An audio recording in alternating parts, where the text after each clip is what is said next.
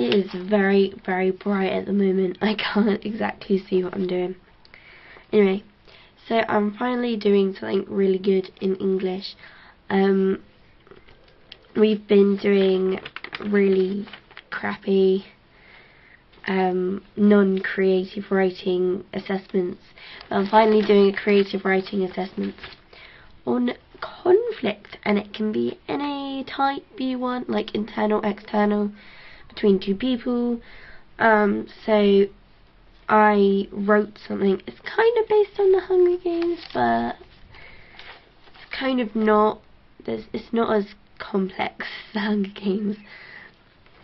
And yes, my voice does sound very weird, but I had to get it to 1,000 words, and I've gone about 1,500, so I have to get rid of about 500 words. But I thought I'd just read it out to you. So this is going to be a very long vlog, but bear with me on that. I just wanted to share it with you, so I don't know why. And yes, I know I look an absolute state. I've spent literally the whole day writing this out because it's due in tomorrow, so there was no time for looking good or personal hygiene. Okay, I'm going to have a shower after this. So let's get into my reading character.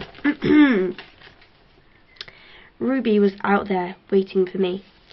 It was as if she was a lion, with her mangled red mane, and I was her prey. Sorry, I keep on saying it. Ever since we were little, she was always the stronger, faster, braver one of us two. Although I was a snake, unlike her, I was clever, sly, and I knew all the best hiding places. I knew everything about her, her strengths and weaknesses. Oh, how I miss the good old days, back when the fresh air would fill our lungs, when we inhaled and exhaled. Back when we were in paradise. It didn't seem it then, but it is now. Back before we were enslaved, chucked into this dangerous forest, waiting for our destiny of almost certain death. The forest was covered with trees. You could look nowhere without seeing them. They're all clustered together, close, like an army, with their branches like daggers that could easily penetrate through your skin. The sun is completely blocked out. Only on very rare occasions would a beam of light make its way through the thick leaves. The ground is covered in hard, dead, crunchy leaves that if you touch the spiky tips, they would leave a cut that would feel just as painful as a paper cut. Occasionally, if it was a good day, you would come across a small pond of water which seemed like heaven, where you could quench a long, tiring day of thirst. You never knew what to expect in the forest. First page. Enough about that. My best friend was out there, tracking me down, to then hunt me. I really should be worrying about the others. They're all boys, older, healthier, much stronger than me, but for some reason I'm fixed on Ruby. Maybe it's because she knows me, my weaknesses, what I can and can't do. Luckily, I know the same things of her as she does of me. They say the things that you don't know is what scares you. For me, it's the other way round. I can just imagine the things she could do to me, how she could break my arm at ease if she wanted, how she could inflict searing pain upon me, how it could lead to a gruesome death. I felt sick. All of these nerves were too much. All this thinking, knowing I was going to die, was too much. Everything was too much. I was so overwhelmed. My stomach was churning. I felt as if I was on a boat sailing a rough sea.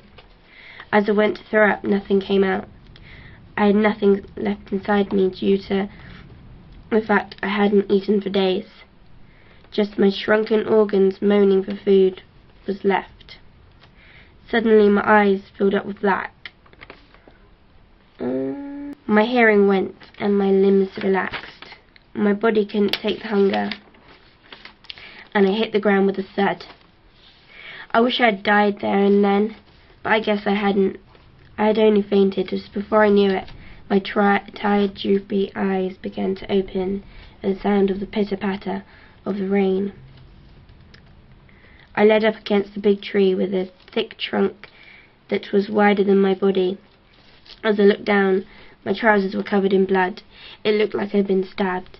I frantically looked around in every direction possible, but no one was there. I looked under my trousers to find no wound. However, my hands were covered in paper-cut-like wounds from the leaves, and my head was badly bruised. Luckily, my coat and trousers took most of the impact, so the rest of my body wasn't affected. The stench of blood filled my nose, and I retched. I needed to eat. I heard a faint snap of a twig. I flinched. Could this be Ruby? Could my end be near? I did not dare move, not even my eyes. I completely froze. I could hear rustling getting closer and closer, echoing inside my head. So slowly I twisted my upper body to peek round. It was like playing hide and seek. The nerves and adrenaline was there. The only difference was the loser faced death. Second page. No wait. Third page. My body tensed, ready for the force of something to pounce. To my surprise, the wrestling stopped. One eye opened and peeked round again. The thing that caused so much fear was only a puny rabbit. Groaning stomach reminded me of my lack of food, so I went in for the kill, but I hesitated. The rabbit was not like the ones at home. It had a soulless look to it. Its fur was mangled and grey, but the aspect that got me was its eyes. It had no iris or pupils, just plain white. Like I said, you never know what to expect in the forest. Food was food, so I stabbed the rabbit with my sharp, rusty knife and roasted it on the tiny open fire. As I ate that tiny rabbit, my energy was regained. I felt stronger than ever. That rabbit must have done a whole lot of good, as I felt ready than ever. It was as if I was the hunter and Ruby was my prey. I felt more confident and revived. My bruises and cuts had healed. Grabbing the nearest branch from me, I made it sharper than it already was by carving it with my knife. It seemed the knife was the only thing I could trust at this point, sort of like a friend. Well, my sanity hasn't gone down the drain or anything. With my knife in one hand and my homemade spear in the other, I set out to hunt Ruby, swerving in and out of the trees, looking around for any sign of her. After what seemed like hours of walking, I reached the top of an extremely steep hill. I was an eagle, looking for my prey. Well, it felt as if I was one.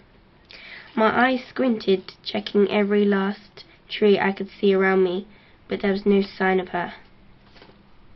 You ready? Suddenly, something crashed into me. Whatever it was, we both went rolling down that hill. My hands yet again gathered cuts along with my head. My heart was pounding so hard I could feel it in my throat.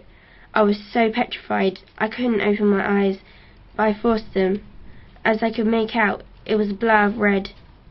It hit me that it was Ruby's hair. How could I have been so careless, exposing myself to the world at the top of that hill? Then I realized that with confidence comes stupidity, little page, and carelessness. As we came to a sudden halt at the bottom of the hill, I shot up to my feet, and so did she, nearly falling over due to the dizziness. For a split second we stared at each other. Her eyes were all over the place, and she had this intimidating smile on her face. She was completely out of it, insane, crazy, anything along those lines. Immediately I ran as fast as my legs would take me, never stopping. Back in school when we played hunter, she would always outrun me, so it was crucial that I got this head start. Even though I would hit every branch I passed with the blood oozing from my cuts, I never stopped. I could hear her dirt-covered trench boots crashing and crunching against the leaves, getting closer. Fear struck my whole body, and I couldn't concentrate where I was going.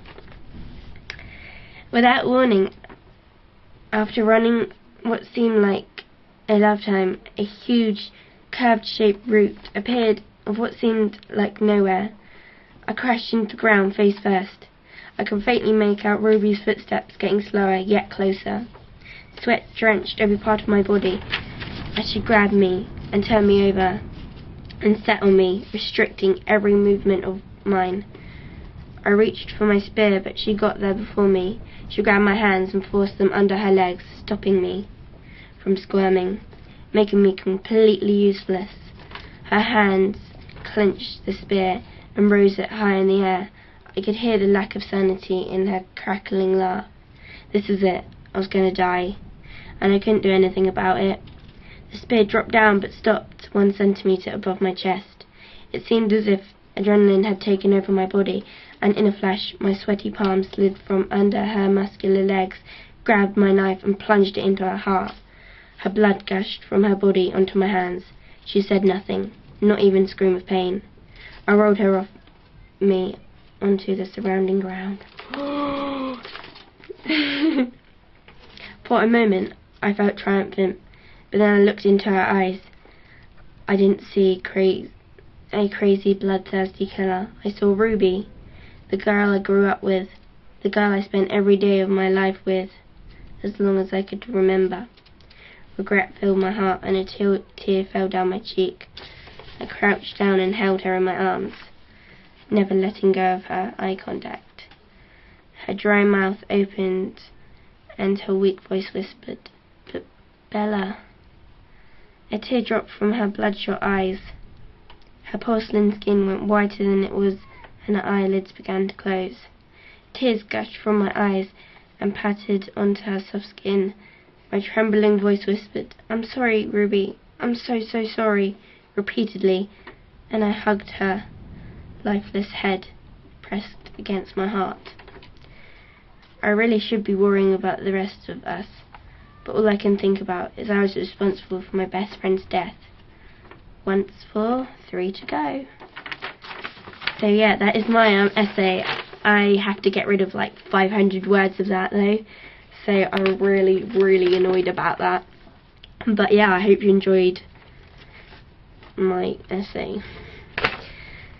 I thought it was pretty good, to be honest, seeing as I haven't written a proper story in years. So yeah, this is the end of my vlog, and I can't see you. There you go, I can see now. I'm boiling, the sun's like killing my skin.